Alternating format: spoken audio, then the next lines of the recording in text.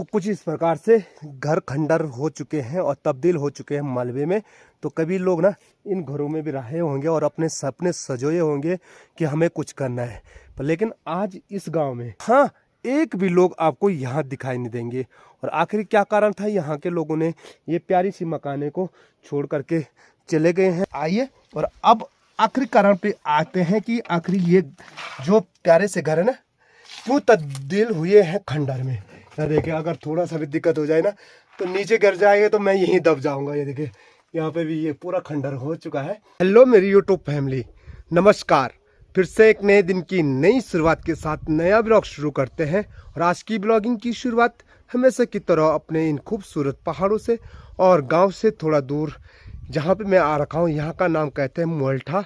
तो मोल्ठा से आज की ब्लॉगिंग की शुरुआत हो रही है। और यहाँ देखिए ठीक सामने से ये हमारे गांव से होते हुए धार गांव से होते हुए ये पिल्लू गांव तक चले जाते हैं। ये है गांव की रोड। और अभी मैं एक ऐसे गांव की ओर अग्रसर हो रहा हूँ जहाँ बिल्कुल पलायन हो चुका है गांव से। और आखिरी क्या कारण है वहाँ पलायन का वो भी कारण बताऊँगा। और यहाँ से शुरू हो जाती है पैदल यात्रा यानी चढ़ाई का सफर। यहाँ देखिए ये इस प्रकार से चढ़ाई से होते हुए बीच जंगल से होकर के मुझे उस गांव में जाना है जहाँ, लेकिन उस गांव तक पहुँचने के लिए जो कठिनाई महसूस होती है ना वो आज आपको आंखों देखकर बताते। तो यहाँ से शुरू कर रहे हैं हम और शानदार दृश्य भी वहाँ से दिखाई देता है। तो सावन के महीने में जैसे उस गांव के लोग यहाँ तक जहाँ पे मैंने बताया वहाँ तक रोड है, यहाँ से उनको पैदल चलना पड़ता है 3 किलोमीटर का सफ़र। और जब बरसात आती है ना सावन का महीना, तो ये गदेरा देखिए अभी सूखा हुआ है जिसे हमारे गढ़वाली में बशगलिया गदेरा कहते हैं। तो ये तैरना भी मुश्किल हो जाता है। तो काफ़ी मुश्किलों का सामना जैसे जैसे आगे पहुँचेंगे वैसे वैसे मैं आपको बताऊँगा। तो इसीलिए लोग गाँव से पलायन कर रहे हैं मजबूरी के कारण। क्यों, और आपको बता दूँ उस गाँव के लिए जो रोड की सर्वे हो रही थी ना यहीं से हो रही थी। यहाँ से सर्वे हो चुकी है और सामने पे ऊपर पे एक छोटा सा टीला दिखाई दे रहा होगा आपको सीमेंट का। सान लग चुके हैं सीमेंट के पिलर के, कहाँ से रोड कहाँ से होकर के जाती है। तो लेकिन अभी सिर्फ ये कागज तक ही सीमित है। चलो आगे बढ़ते हैं और इस खूबसूरत जंगलों के बीच से होकर के हमें आगे गुजरना है। और अब शुरू हो चुकी है गाँव की एक गौशाला। ये देखिए यहाँ पे पहली गौशाला हमें देखने को मिल रही है। और जैसे मैं ऊपर बढ़ रहा हूँ वैसे वैसे मेरी सांसें और तेज हो रही है क्योंकि चढ़ा ही जाता है। और यहाँ से हमारे गांव कैसा दिखता है चलो आपको दिखा देते हैं। यहाँ से मैं होकर के आ रहा हूँ ना, ये है रोड। इस रोड से होते हुए मैं ये है हमारा जाक, जो जाक का हमारा बाजार है, ये जाक का बाजार है। और कुछ इस प्रकार से हमारा खूबसूरत गाँव है ये देखिए। और गाँव के ठीक ऊपर पे है ये जियो और एयरटेल का नेटवर्क। तो ऐसे दिखाई देता हमारा गाँव। यहाँ से लगभग 1 किलोमीटर का सफ़र तय करने के बाद अभी तो ये रास्ता जा ही रहा है उस गांव की ओर जहां मैं आपको ले जा रहा हूं। लेकिन यहां पे मुझे एक पलायन की मार झेलता हुआ एक प्यारा सा मकान दिखा जो पूर्ण रूप से अब ढह चुका है यानी खंडर हो चुका है। यहाँ पे देखिए ये इनका प्यारा सा किचन था। किचन में देखिए आज पूरा खरपतवार जम चुका है। और यहाँ कमरे देखिए काफ़ी प्यारे से कमरे थे यहाँ। और यहाँ से भी होकर के जाते थे। एक दरवाज़ा यहाँ पे रहा होगा और यहाँ देखिए 2 3 और ये बरामदा रहा होगा कुछ इस प्रकार से। और यहाँ देखिए ये कितना बड़ा हॉल था, ये इतना बड़ा हॉल। तो लोगों ने इसको छोड़ने में ही अपना भलाई समझा। आखिरी कारण क्या है वो मैं आगे आपको बताऊंगा कि क्यों लोग इतने प्यारे से घर को छोड़ करके चले गए हैं। और बढ़ते हैं हम। यहाँ देखिए अभी मुझको वो खूबसूरत जंगल से होते हुए जहाँ पे वो रास्ता दिखाई दे रहा है ना, अब शुरू हो गई भाई साहब भयंकर वाली चढ़ाई। तो इतनी भयंकर चढ़ाई है इसीलिए। और आज के ज़माने में कोई पैदल जाना तो चाहता ही नहीं है, सब चाहते हैं कि हमें सुविधाएं हो जाए। और यहाँ पे देखिए इस गांव तक रोड पहुँचने के लिए ना आपको यकीन नहीं आ रहा होगा सर्वे हो चुकी है। और सर्वे के वो चिन्ह भी लग चुके हैं ना जहाँ रोड जाएगी। तो ये देखिए यहाँ पे एक सीमेंट का पिलर है ना, तो यहाँ से अंदर के लिए रोड कटिंग होगी। और यहाँ सामने पे देखिए चलो आपको वहाँ भी ले चलता हूँ जहाँ इस गांव की रोड की सर्वे हो चुकी है। तो ये देखिए और ये सर्वे ना सिर्फ कागजों तक सीमित है। तो संसाधन न होने के कारण लोग तो मजबूर होंगे ही गांव को छोड़ने के लिए। क्या क्या समस्या नहीं आती है उनसे पूछो जो इस गांव तक चढ़ते हैं। 5 किलोमीटर पैदल। ये देखिए ये पिलर लगे हुए हैं और अभी तक यहाँ की रोड की कुछ गुंजाइश नहीं है। तो चलो यार यहाँ से फिर नीचे चलते हैं, क्योंकि यहाँ से जंगल लगे ऊपर जाने के लिए। तो हम रास्ते से होकर के आगे दिखाते हैं आपको। यहाँ पे गांव का नाम और चिन्ह देखिए, ये लिखा हुआ बांजगुटू, और इस पत्थर के ठीक बगल पे रोड के निशान भी दिखा देता हूँ मैं। यहाँ पे भी एक पत्थर लगा हुआ है जहाँ पे रोड का चिन्ह लगा हुआ है। ये देखिए यहाँ पे से रोड कटनी है देखिए। और गांव तक पहुँचने के लिए चढ़ाई बता दूँ, ये है सफर चढ़ाई का है, पर लेकिन जो खूबसूरती है ना प्रकृति का, उसको देख करके मन मोहित हो रहा है और आनंद से मन कर रहा है कि यहीं बैठ जाए। ये देखिए सूर्यदेव पेड़ के पीछे से कितने प्यारे से लग रहे हैं और कुछ इस प्रकार की खूबसूरती यहाँ से भी दिखाई देती है। देखिए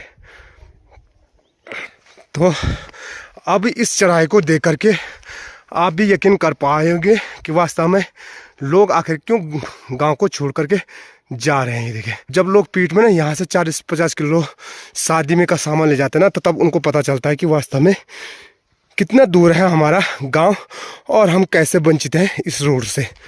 लगभग 2 किलोमीटर का सफ़र तय करते हुए मैं पहुंच चुका हूं उस स्थान पे जहां पे हमारे गांव में ना सबसे पहले छल की पूजा की जाती थी।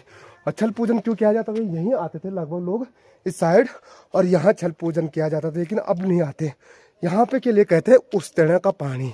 देखिए यहाँ पे पानी निकला। गाँव में क्या होता है कि जैसी जगह होती है उसी जगह उसी अनुसार से रखा जाता है नाम। और यहाँ पे एक छोटा सा कुआं दिखा रहा हूँ, ये देखिए यहाँ पे निकलता है पानी।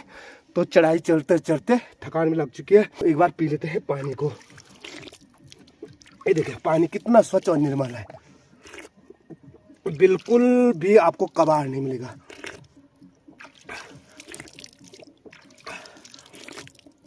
ये पानी ना बांझ की जड़ी का पानी है। देखिए निकलता खुद यहाँ से निकलता है और इतना मीठा और इतना स्वादिष्ट पानी है ना, मन करता है कि यार इस पानी को पीते ही रहूं।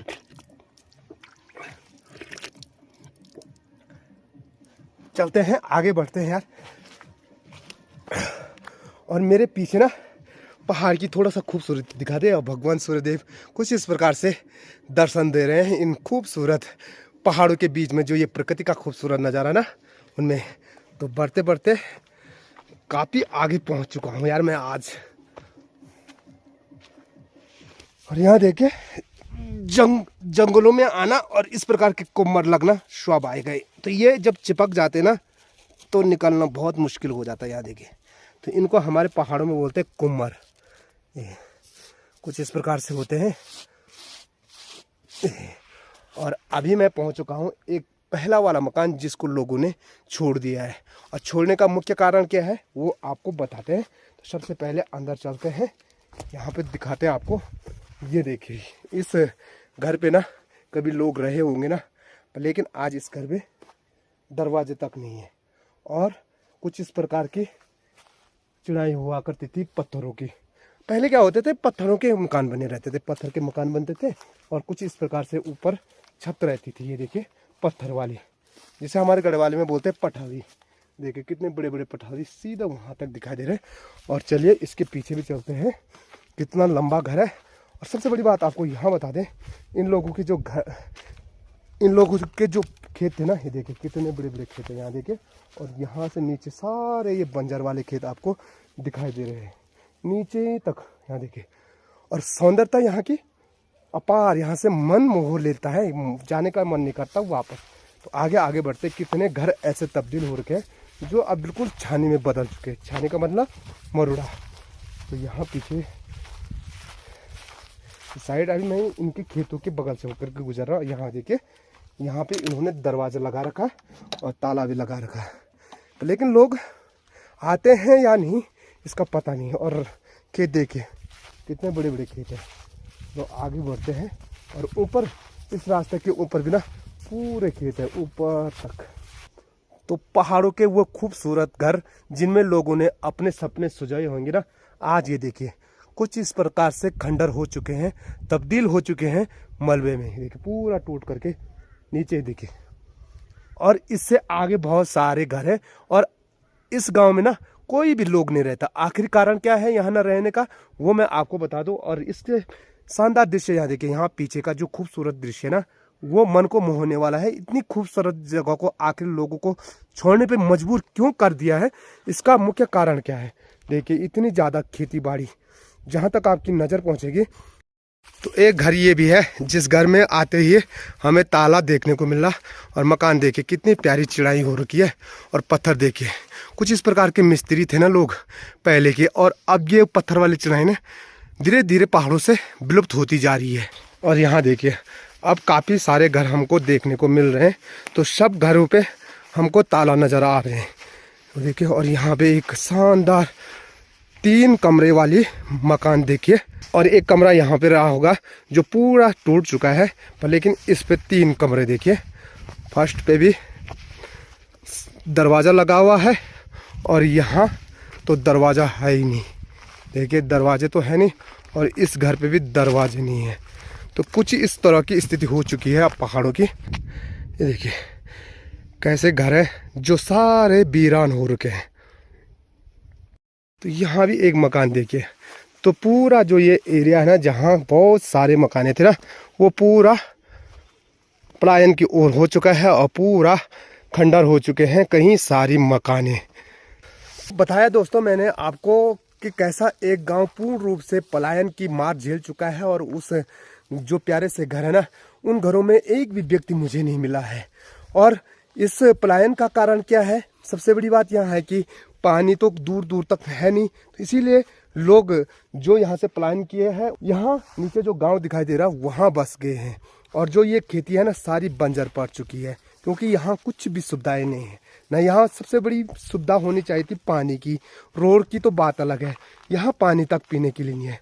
तो इसीलिए यहाँ के लोग शायद इस प्यारे से घरों को छोड़ करके नीचे गांव में बस गए होंगे। तो ऐसी पता नहीं ऐसे कितने गांव होंगे जहां पूरे गांव के गांव इस प्रकार से खाली हो चुके होंगे असुविधाओं के कारण। तो आपका क्या मत है ऐसे गांव में जहां पूर्ण रूप से पलायन हो चुका है, और क्यों वहां सुविधाएं ने, कमेंट्स में जरूर बताइए। उत्तराखंड के गांव में पता नहीं कितने सारे ऐसे गांव होंगे जो आज भी इस तरह से वीरान हो रखे होंगे और पूर्ण रूप से पलायन हो चुके होंगे साख सुविधाओं की वजह से। तो दोस्तों आज की वीडियो को ज़्यादा लंबा ना करते हुए वीडियो को यहीं पे समाप्त करते हैं। आई होप आज का ब्लॉग भी आपको पसंद आया होगा। और वीडियो पसंद आई दोस्तों तो वीडियो को लाइक कीजिएगा, अपने दोस्तों के साथ शेयर कीजिए, और चैनल पे नए हो तो चैनल को सब्सक्राइब जरूर कीजिए। मैं मिलता हूँ मस्त पहाड़ी राणा ठाकुर आपको एक अगले शानदार ब्लॉग के साथ। जय उत्तराखंड, जय देवभूमि, जय केदार।